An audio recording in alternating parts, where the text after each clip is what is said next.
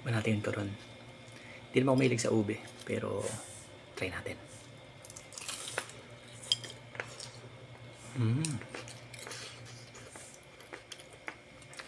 Hop.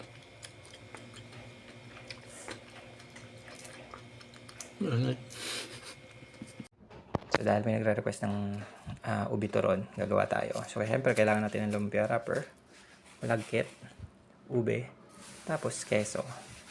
So ang gagawin muna natin, sasalang muna natin itong malagkit.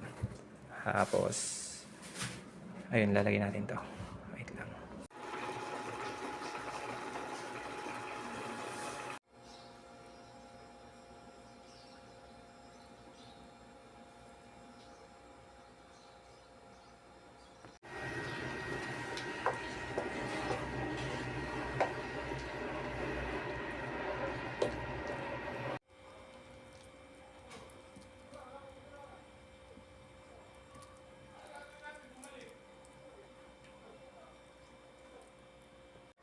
Ayan na po yung kaning malagkit na nilagyan ng dugo ni Piccolo.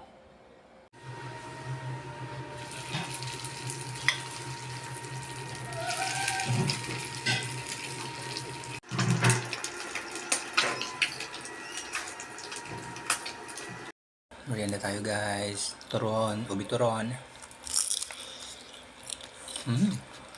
Rock.